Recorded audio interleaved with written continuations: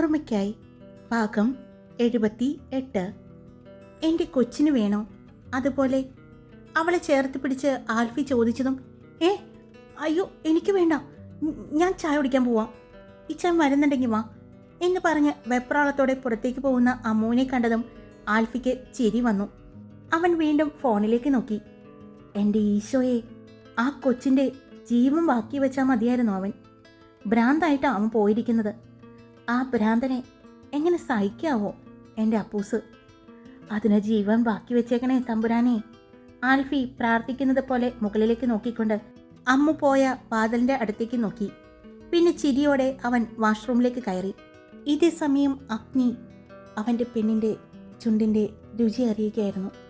1 മാസക്കാലം അവൻ്റെ കൂടെ ഉണ്ടായിരുന്നിട്ട് പോലും അവൻ ഇതുവരെ അവളുടെ ചുണ്ടിലേക്ക് അവൻ ചുണ്ടുകൾ ചേർത്തിട്ടില്ല.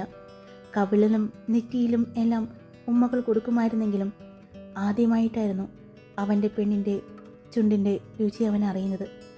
അവൻ ആസ്വദിച്ച് തന്നെ വന്യമായി തന്നെ അവൻ അവളുടെ ചുണ്ടുകളെ കവർന്നെടുത്തുകൊണ്ടിരുന്നു. അവൾ അവനെ തള്ളിമാറ്റാനും മറ്റും ശ്രമിക്കുന്നുണ്ടെങ്കിലും അവൻ്റെ കൈക്കരുത്തിൽ അതെല്ലാം നിഷ്പ്രയാസമായി പോയി. അവളെ ഭിത്തിയിലേക്ക് ചേർത്ത് മുറുകെ കെട്ടിപ്പിടിച്ചുകൊണ്ടാണ് അവൻ അവളുടെ ചുണ്ടുകളെ നുണഞ്ഞുകൊണ്ടിരിക്കുന്നത്. ദീർഘനേരം, വളരെ ദീർഘനേരം നീണ്ടുനിന്ന ഒരു ചുംബനമായിരുന്നു. ശ്വാസമെടുക്കാൻ ബുദ്ധിമുട്ടിയിട്ടും അവൻ അവളുടെ ചുണ്ടുകളിൽ നിന്നും ഒന്ന് മാറി ഉടൻ തന്നെ വീണ്ടും ചുണ്ടുകളിലേക്ക് ചേക്കേറിക്കൊണ്ടിരുന്നു. അവളൊന്ന് ആഞ്ഞു ശ്വാസം വലിച്ച് വിട്ടതും വീണ്ടും വീണ്ടും അവൻ അവളെ ചുംബിച്ചുകൊണ്ടിരുന്നു. ഭ്രാന്താണ് എന്ന് അവൾക്ക് പോലും തോന്നിപ്പോയി. അത്രയും വന്യമായ ചുംബനമായിരുന്നു അവൻ്റെ. പെട്ടെന്നാണ് ഇത്രയും നേരം ഉണ്ടായിരുന്ന രുചിയല്ല മറ്റൊരു രുചി തൻ്റെ നാവിലേക്കും തൻ്റെ ഉമിനീരിലും പടരുന്നത് അറിഞ്ഞതും അവൻ പതിയെ അവളുടെ ചുണ്ടുകളെ മോചിപ്പിച്ചു. അപ്പോഴാണ് അത് രക്തത്തിൻ്റെ രുചിയാണെന്ന് അവന് മനസ്സിലായത്. അവൻ അവളുടെ ചുണ്ടിലേക്ക് നോക്കി. ചുണ്ട് പൊട്ടിയിരിക്കുന്നു, ചോര പൊടിഞ്ഞിരിക്കുന്നു. അവൻ അവളുടെ കണ്ണുകളിലേക്ക് നോക്കി. തന്നെ തന്നെ കൂർപ്പിച്ച് നോക്കുന്നുണ്ട്. എന്താടി ഇങ്ങനെ നോക്കുന്നേ? നിനക്ക് ആ ആൽഫിയുടെ അനിയനെ കെട്ടണോ? വേണോന്ന്.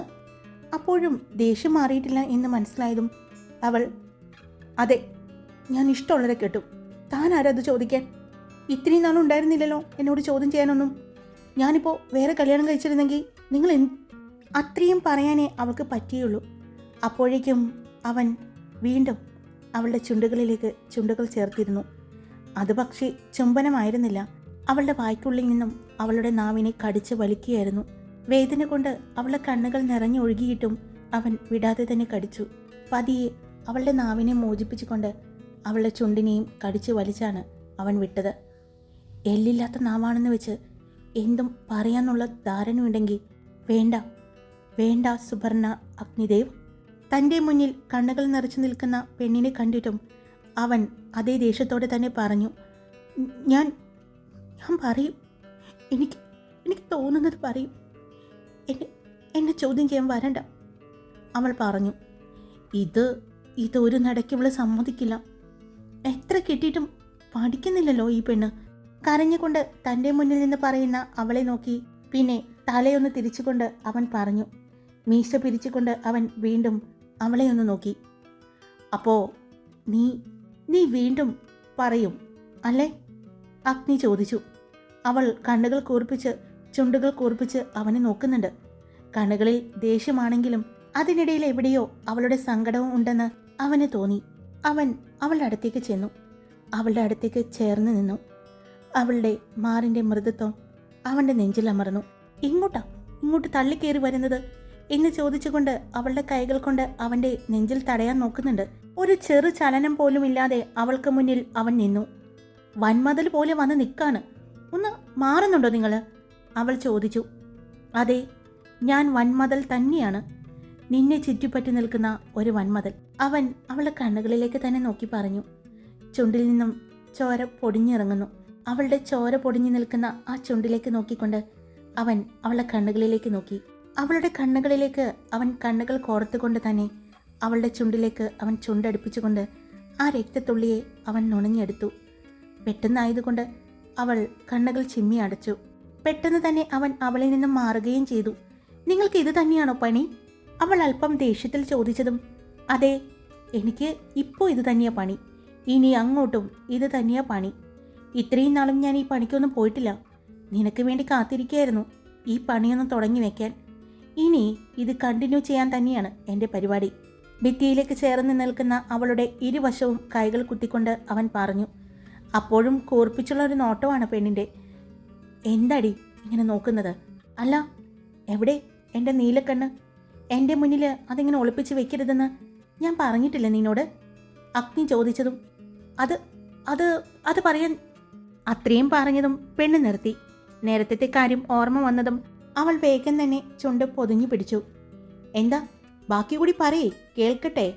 കേട്ടിട്ട് വേണമല്ലോ എനിക്ക് അതിന് സമ്മാനം തരാൻ, അവൻ പറഞ്ഞു. നിങ്ങൾ മാറി, എനിക്ക് വേറെ പണിയുണ്ട്. അയ്യോ, എന്താടി പെണ്ണേ, അവൻ ചോദിച്ചു. എടോ, താൻ ചായ ചോദിച്ചില്ലേ? അതെടുക്കാൻ വേണ്ടി പോയതല്ലേ ഞാൻ കിച്ചണിലേക്ക്, അവൾ ചോദിച്ചു. അതിന് അപ്പോഴല്ലേ ഞാൻ ഇങ്ങോട്ട് വന്നത്. എന്തിന്? അവൻ അവൻ്റെ 2 പിരികവും പൊക്കി ചോദിച്ചു. അത് ഞാൻ വെറുതെ വന്നതാ. അല്ല, എൻ്റെ ഫോൺ എടുക്കാൻ വന്നതാ. എവിടെ എന്നിട്ട് നിൻ്റെ ഫോൺ? അത് ഇവിടെ എവിടെയെങ്കിലും കാണും. ഇവിടെയോ? നീ ഫോൺ എടുക്കാൻ വന്നതാണോ, അല്ലെങ്കിൽ ഈ റൂമിലേക്ക് ഞാൻ കയറാതിരിക്കാൻ റൂം അടയ്ക്കാൻ വേണ്ടി വന്നതാണോ, അവൻ ചോദിച്ചു. അവൾ അവനെ നോക്കി. എന്താടി, നിനക്ക് മറുപടിയില്ലേ? അതെ, എൻ്റെ റൂമിലേക്ക് ആരും കയറുന്നത് എനിക്കിഷ്ടമല്ല, അവൾ പറഞ്ഞു. അങ്ങനെയാണോ? എന്നാലേ ഇത് നിന്റെ റൂം മാത്രമാവുന്നത് എങ്ങനെയാ? ഇത് എൻ്റെയും കൂടി റൂമാ, നമ്മുടെ ബെഡ്റൂമാണ്. അപ്പോൾ ഇതിലവകാശം എനിക്കുമുണ്ട്, അവൻ പറഞ്ഞു. നിങ്ങൾ ഈ റൂമിൻ്റെ അവകാശം സ്ഥാപിക്കാനാണോ അവിടെ നിന്നും കുറ്റിയും പറിച്ച് ഹൈദരാബാദിലേക്ക് വന്നത്, അവൾ ചോദിച്ചു. അതെ, അവകാശം സ്ഥാപിക്കാൻ തന്നെ വന്നതാ.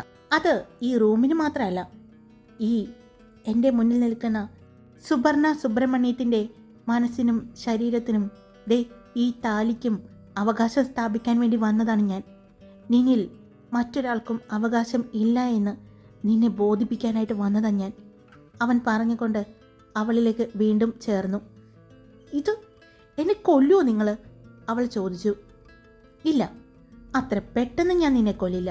കാളിയാർ മഠത്തിൽ അഗ്നിദേവിൻ്റെ ജീവൻ എന്നെങ്കിലും നഷ്ടമാകും എന്ന് തോന്നുന്ന ആ നിമിഷം നിന്നെ ഞാൻ കൊല്ലും. കാരണം ഞാനില്ലാതെ ഈ ഭൂമിയിൽ നീ വേണ്ട, നീ ജീവിക്കണ്ട. ഇതാണ് ഈ അഗ്നിദേവിൻ്റെ തീരുമാനം, അവൻ പറഞ്ഞതും അവൾ ഞെട്ടലോടെ അവൻ്റെ കണ്ണുകളിലേക്ക് നോക്കി. അതെ, ഞാനില്ലാതെ ഈ ഭൂമിയിൽ ഒരു നിമിഷം പോലും നീ വേണ്ട. എൻ്റെ ഹൃദയമിടിപ്പ് നിൽക്കുന്ന ആ സമയം നിൻ്റെയും ഹൃദയമിടിപ്പ് നിൽക്കണം. ഞാനില്ലാതെ നീ ഈ ഭൂമിയിൽ വേണ്ട എന്നതാണ് ഈ അഗ്നിദേവിൻ്റെ തീരുമാനം, അവൻ പറഞ്ഞു. അവൾ കണ്ണിമ വെട്ടാതെ അവനെ തന്നെ നോക്കി നിന്നു. അവൻ്റെ കണ്ണുകളിലെ ആ പ്രണയവും ആത്മാർത്ഥതയും പറയുന്നതെല്ലാം അത്രയും മനസ്സിൽ തട്ടിയാണെന്നും അവൾക്ക് മനസ്സിലാകുന്നുണ്ടായിരുന്നു. പക്ഷേ അപ്പോഴും അവളുടെ മനസ്സിനെ ഭരിച്ചുകൊണ്ടിരുന്നത് കുഞ്ഞി പരിഭവമായിരുന്നു. അവനോടുള്ള പരിഭവം മാത്രമായിരുന്നു. പിന്നെ നിങ്ങൾ മരിക്കുമ്പോൾ കൂടെ മരിക്കാൻ പോവാൻ ഞാൻ, ഇങ്ങോട്ട് മാറടോ എന്ന് പറഞ്ഞുകൊണ്ട് അവനെ തള്ളി മാറ്റിക്കൊണ്ട് അവൾ പുറത്തേക്ക് നടന്നു. അവൾ കിച്ചണിലേക്കാണ് പോയത്. അവൾ പോകുന്നത് നോക്കി അവൻ നിന്നു. അവൻ്റെ ചുണ്ടിൽ ഒരു പുഞ്ചിരി ഉണ്ടായിരുന്നു. മനസ്സ് ശാന്തമായതുപോലെ അവന് തോന്നി. 2 കൈകൾ കൊണ്ടും തലമുടി പുറകിലേക്ക് ഒതുക്കി വെച്ചുകൊണ്ട് അവൻ അവളെ തന്നെ നോക്കി നിന്നു. പിന്നെ പതിയെ തിരിഞ്ഞു വന്ന് ബാഗ് എടുത്ത് വെച്ച് അതിൽ നിന്നും മാറാനുള്ള ഡ്രസ്സും എടുത്ത് അവിടെ ചെയറിൽ വിരിച്ചിട്ടിരിക്കുന്ന അവളുടെ ടവലും എടുത്തുകൊണ്ട് അവൻ കുളിക്കാനായി കയറി. ബാത്റൂമിലേക്ക് കയറിയപ്പോഴും അവളുടെ മണം അവൻ അറിയാൻ പറ്റുന്നുണ്ട്. ഇത്രയും നേരം അവളോട് ചേർന്ന് നിന്നപ്പോൾ ഈ സ്മെല്ലായിരുന്നു, ഈ സുഗന്ധമായിരുന്നു എന്ന് അവന് തോന്നി. അവൻ വേഗം തന്നെ ഫ്രഷായി ഇറങ്ങി. ഒരു കാവിമുണ്ടെടുത്തുകൊണ്ട് അവൻ കണ്ണാടിക്ക് മുന്നിൽ വന്ന് നിന്ന് തല തോർത്തുമ്പോഴാണ്, എടോ, തനിക്ക് മുറിയുടെ വാതിക്കൽ വന്ന് പറയാൻ വന്ന അവൾ ഒരു നിമിഷം നിന്നു. അവൾ കണ്ണാടിയുടെ മുന്നിൽ നിൽക്കുന്ന അഗ്നിയെ ഒന്ന് നോക്കി. മുണ്ടു മാത്രം ഉടുത്ത് നിൽക്കുന്ന അവനെ അവൾ നോക്കി നിന്നു. ടവൽ തോളിൽ ചുറ്റിയിരിക്കുന്നു. അതിൻ്റെ ഒരു ഭാഗം കൊണ്ടാണ് തല തുടച്ചുകൊണ്ടിരിക്കുന്നത്. അവൻ അവളുടെ വിളി കേട്ട ഭാഗത്തേക്ക് നോക്കി. തന്നെ കണ്ണിമ വെട്ടാതെ നോക്കി നിൽക്കുന്ന പെണ്ണിനെ കണ്ടതും അവൻ്റെ ചുണ്ടിലും ഒരു പുഞ്ചിരി വിരിഞ്ഞു. അവൻ അവളെ തന്നെ നോക്കി. പിന്നെ ഒന്ന് പുഞ്ചിരിച്ചുകൊണ്ട് ടവൽ എടുത്ത് അവൾ ഇട്ടിരുന്ന ചെയറിൽ തന്നെ വിരിച്ചിട്ടുകൊണ്ട് അവളുടെ അടുത്തേക്ക് നടന്നു. തന്നെ തന്നെ നോക്കി നിൽക്കുന്ന അവളെ കണ്ടിട്ട് അവന് ചിരി വരുന്നുണ്ടായിരുന്നു. അവൻ അടുത്തേക്ക് വരുന്നതൊന്നും അറിയാതെ പെണ്ണ് അവനെ തന്നെ നോക്കി നിൽക്കുകയാണ്. വിരിഞ്ഞ മാറും, 6 പാക്കോട് കൂടിയ ബോഡി, കഴുത്തിൽ നല്ല ഇറക്കത്തിൽ കിടക്കുന്ന ഒരു സ്വർണ്ണമാല, അതിൽ തൂങ്ങിക്കിടക്കുന്ന അത്യാവശ്യം വലിപ്പത്തിലുള്ള നരസിംഹ ലോക്കറ്റ്. അവൾ അതിലേക്ക് തന്നെ നോക്കി നിന്നു. തനിക്ക് ഏറ്റവും പ്രിയപ്പെട്ട ലോക്കറ്റാണത്. അന്ന് കൂടെയുള്ള സമയത്തൊക്കെ താൻ ആ മാലയിൽ പിടിച്ച് കളിക്കുമായിരുന്നു. ഒരിക്കൽ ആ മാല അഗ്നിയുടെയും തൻ്റെയും കഴുത്തിലൂടെ ഒരുമിച്ച് കയറ്റിയിട്ടുണ്ട്. അത്രയ്ക്ക് നീളം കൂടുതലാണ് ആ മാലയ്ക്ക്. 2 ചുറ്റിലായിട്ടാണ് സാധാരണ ആ മാല അഗ്നിയുടെ കഴുത്തിൽ കിടക്കാറ്. പക്ഷേ താനുള്ളപ്പോൾ അത് ഒറ്റയാക്കിയിടും. അത് അഗ്നിയുടെ പൊക്കലിനടുത്ത് വന്ന് കിടക്കുന്നത് കാണാൻ അവൾക്ക് ഒത്തിരി ഇഷ്ടമാണ്. അത്രയും സ്ലിം ആൻഡ് ഫിറ്റ് ബോഡിയാണ് അഗ്നിയുടെ. അത് അവൻ്റെ കഴുത്തിലൂടെ നെഞ്ചിലൂടെ പറ്റിച്ചേർന്ന് കിടക്കുന്നത് കാണാൻ അവൾക്ക് ഒത്തിരി ഇഷ്ടമായിരുന്നു. അവളുടെ നോട്ടം മനസ്സിലായതുപോലെ അഗ്നിയും ആ മാലയിലേക്ക് നോക്കി. അവളുടെ മനസ്സിലൂടെ ഇപ്പോൾ കടന്നു പോകുന്നത് എന്താണെന്ന് അഗ്നിക്ക് മനസ്സിലാകുന്നുണ്ടായിരുന്നു. അവൻ അവളുടെ അടുത്തേക്ക് ചെന്ന് നിന്നു. എന്താണ് ഇപ്പോൾ ഈ മനസ്സിലൂടെ കടന്നു പോയതെന്ന് എനിക്കറിയാം, അഗ്നി പറഞ്ഞു. പെട്ടെന്ന് അവൾ, എൻ്റെ മനസ്സിലൂടെ ഒന്നും കടന്നു പോയിട്ടില്ല. ചായ എടുത്തു വെച്ചിട്ടുണ്ട്, വന്നാൽ കുടിക്കാം. അവൾ പറഞ്ഞുകൊണ്ട് തിരിഞ്ഞു നടക്കാൻ പോയതും അഗ്നി അവളുടെ കയ്യിൽ കയറി പിടിച്ചു. അവൻ കയ്യിൽ കയറി പിടിച്ചിട്ടും തിരിഞ്ഞു നോക്കാതെ നിൽക്കുന്ന അവളെ പിടിച്ച് അവൻ വലിച്ചു അവൻ്റെ നെഞ്ചിലേക്ക് ചേർത്തു. കുളി കഴിഞ്ഞ് ഇറങ്ങി വന്നത് കൊണ്ട് തന്നെ അഗ്നിയുടെ ശരീരത്തിൻ്റെ തണുപ്പ് അവളുടെ ശരീരത്ത് അറിയാൻ പറ്റുന്നുണ്ട്. എന്നെ എന്നെ വിട്, അവൾ പറഞ്ഞു. ഈ അഗ്നി പിടിച്ചതൊന്നും അത്ര പെട്ടെന്ന് വിട്ടുകളഞ്ഞിട്ടില്ല, അവൻ പറഞ്ഞു. അവൻ പറഞ്ഞുകൊണ്ട് ഒരു കൈ കൊണ്ട് അവളുടെ കഴുത്തിലൂടെ അവൻ്റെ കഴുത്തിൽ കിടക്കുന്ന മാലയിട്ടു. 2 പേരുടെയും കഴുത്തിലൂടെ ആ മാല കിടക്കുന്നുണ്ട്. ഇതല്ലേ നീ നേരത്തെ ആലോചിച്ചത്? അഗ്നി ചോദിച്ചു. അവൾ ഒന്നും മിണ്ടാതെ കണ്ണുകൾ അടച്ചു തന്നെ നിന്നു. അപ്പൂ, കണ്ണ് തുറക്കപ്പൂ, അവൻ പറഞ്ഞുകൊണ്ട് അവളെ ചുറ്റിപ്പിടിച്ചിരുന്ന കൈ അവളുടെ അരയിൽ മുറുകി. അവൾ വേഗം കണ്ണ് തുറന്ന് അവനെ നോക്കി. ശരിയല്ലേ ഞാൻ പറഞ്ഞത്? ഇതല്ലേ നീ ആലോചിച്ചത്? അഗ്നി ചോദിച്ചു. ഒരു കൈകൊണ്ട് അവളുടെ താടിത്തുമ്പ് ഉയർത്തിയാണ് അവൻ ചോദിച്ചത്. അവളുടെ 2 കൺകോണിലൂടെയും കണ്ണുനീർ ഒഴുകുന്നത് കണ്ടതും അഗ്നി, അപ്പൂ കരയല്ലേ, ഞാനില്ലേ നിന്റെ കൂടെ? അഗ്നിയുടെ ശബ്ദവും ഇടറിയിരുന്നു. എവിടെയായിരുന്നു ഇത്രയും നാള്? ഞാൻ ഒറ്റയ്ക്കല്ലായിരുന്നു ഇത്രയും നാളും? അവൾ ചോദിച്ചു. എന്നെ ദേഷ്യം പിടിപ്പിക്കരുത് കേട്ടോ.